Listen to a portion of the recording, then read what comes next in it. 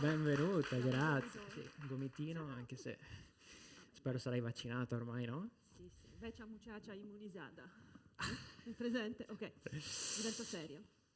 Come stai? Tutto bene? Tutto bene, Un grazie. piacere vederti qui a Mestre. Grazie per essere venuta, per il tuo Felicissima. bellissimo talk. Ci hai Grazie. parlato di schwa, di differenze, di inclusività. Sai che oggi abbiamo questa grande staffetta fra oltre 24 TEDx italiani che parlano di democrazia digitale.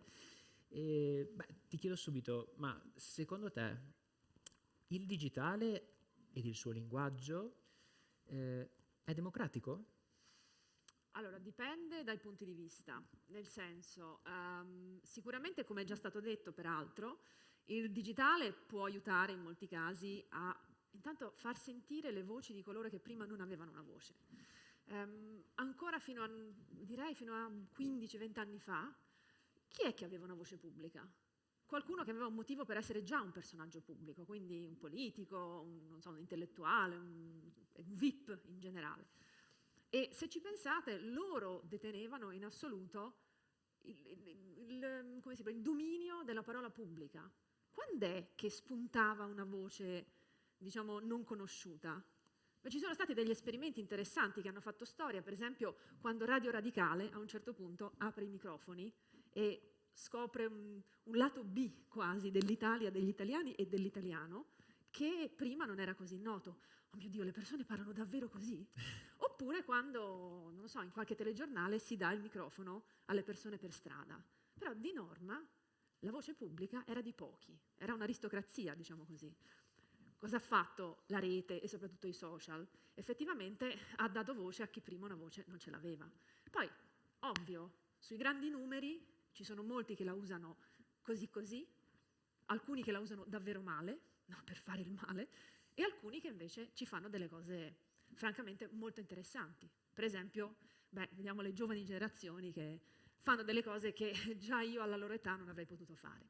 Quindi da questo punto di vista la rete e i social soprattutto sicuramente hanno un effetto democratizzante. Però è vero che poi c'è un altro tipo di divario, che è quello digitale in senso stretto, cioè noi parliamo da un punto di vista eurocentrico, ma non tutto il mondo ha le stesse possibilità di accedere, no, alle possibilità digitali, appunto, no, ai mezzi digitali. Quindi bisognerebbe anche lavorare in quel senso lì, cioè rendere la voce pubblica davvero pubblica. Lo sta diventando piano piano. Poi si pone un secondo problema che è come usare questo potere. Ci lavoreremo, Certo. pian pianino.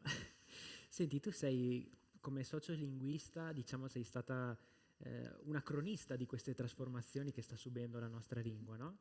In particolare, da sempre sei attenta e sensibile alla comunicazione digitale. Quanto secondo te è oggi influenzata la nostra società da questa evoluzione nel nostro nuovo modo di comunicare?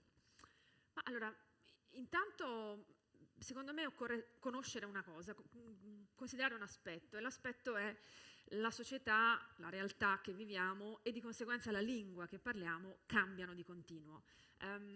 Benjamin Worf, che è il padre della teoria della relatività linguistica, a un certo punto fa ricorso a come si può dire, a un concetto della fisica quantistica per spiegare la relazione fra lingua e realtà, e dice che le due stanno in una sorta di entanglement quantistico, il che vuol dire che nel momento in cui noi cerchiamo di separare la realtà dalla lingua, facendoci delle domande tipo ma viene prima la lingua o viene prima la realtà, è un po' come la questione dell'uovo e della gallina.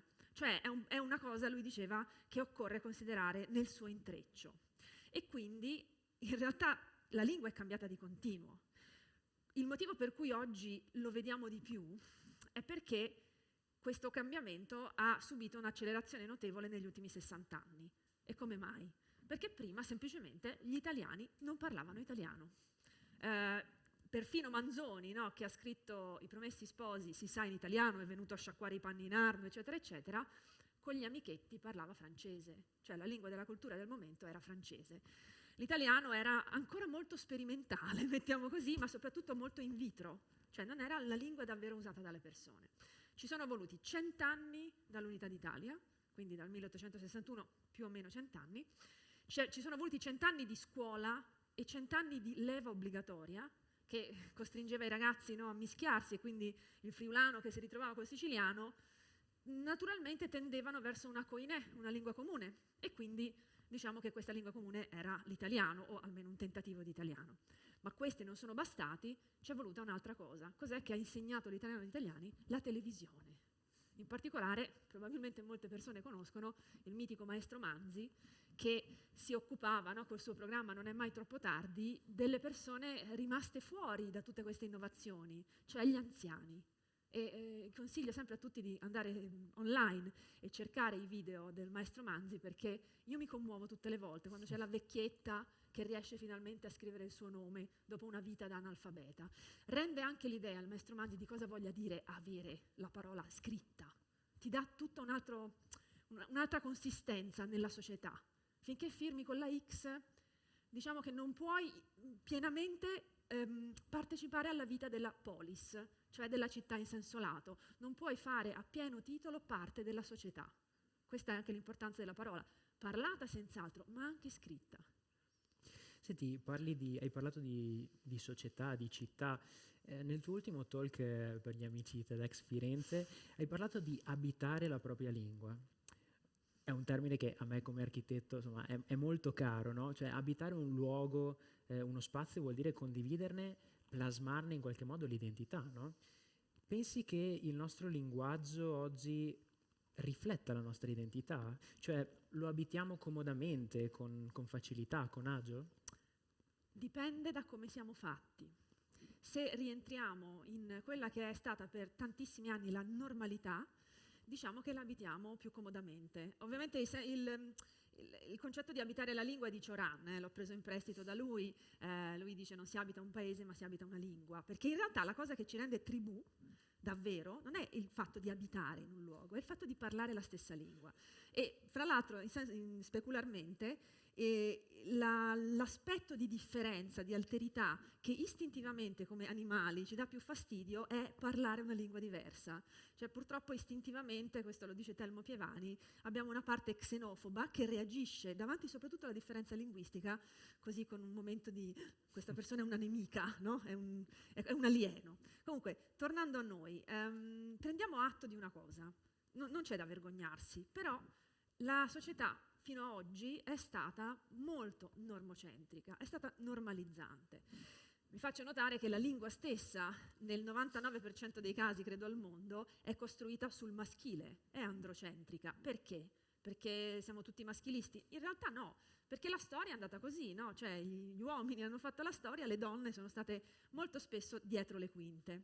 E quindi diciamo che chi abita veramente bene la lingua, per esempio la lingua italiana, sono le persone di sesso maschile, prima cosa. Poi ci sono tutta un'altra serie di distinguo da fare, però non li faccio perché sono lunghi, ma il punto è che ad esempio il femminile piano piano sta emergendo. Cambia la società, cambia il ruolo della donna nella società, cambia la lingua. Molti hanno da ridire su questo, perché? Beh, intanto perché credo che ci siano molte persone che non si rendono conto di avere un privilegio, per esempio quello di essere pienamente rappresentate a livello linguistico. Che fastidio dà il maschile sovraesteso? Si è sempre fatto così. Voi capite l'iniquità di una regola che è aleatoria, come tutte le regole della lingua, che se ci sono 30 donne e un uomo, dice di dire buonasera a tutti. Questo è il senso. E qui mi sono ancora mantenuta sulla questione del binarismo di genere, quindi maschile e femminile. Si sa, io sono a favore dell'uso dei femminili professionali e tutto il resto, compreso almeno il doppio saluto, buonasera a tutti e tutte. Ma mentre studiavo questa questione, una persona non binaria è venuta da me e mi ha detto tutto bello, ma io sono una persona non binaria e l'italiano non lo abito comodamente, perché l'italiano è un maschile o femminile. Che si fa? Come ho detto nel talk, è chiaro che possiamo dire, vabbè, ma è una minoranza, però nel momento in cui una persona si mette a ragionare sui diritti, no? In una prospettiva democratica, non ci sono persone di serie A e persone di serie B. Ed è un po' da questo che nasce tutta la riflessione che credo nei prossimi anni giungerà a maturazione. Senti, facci un pronostico. Secondo te questo esperimento linguistico funzionerà, andrà bene, verrà accolto dalla società parlante? Allora io credo di no.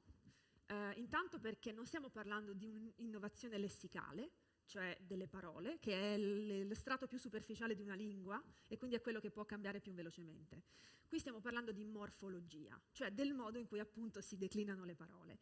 E prima che si tocchi la morfologia ci vuole veramente un cambiamento grosso, cioè ci vuole che la maggioranza di una società senta l'esigenza di questo cambiamento, e credo che al momento non ci siamo. Però molti linguisti, che in generale si dicono anche contro tutte queste forme, fra virgolette, inclusive, pronosticano che una forma come lo schwa o qualcosa di simile, chissà cosa spunterà prossimamente, potrebbe diventare comune nelle formule di saluto, di apertura e di chiusura.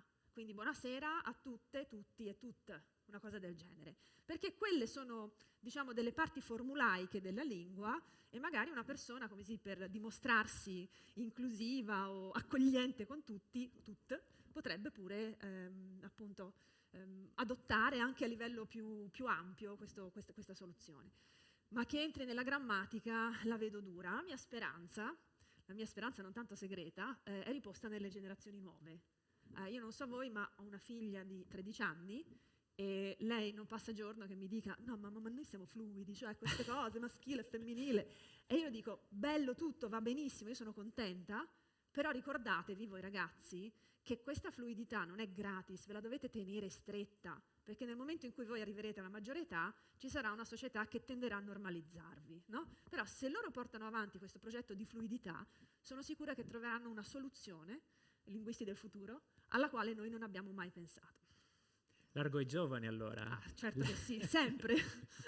Vera, ti ringrazio per questa chiacchierata, è stato un piacere, spero che tutti voi abbiate potuto apprezzare, no? Questa nostra bellissima sorpresa che ci è stata fatta. Vera Gheno! Grazie! Grazie mille. Grazie.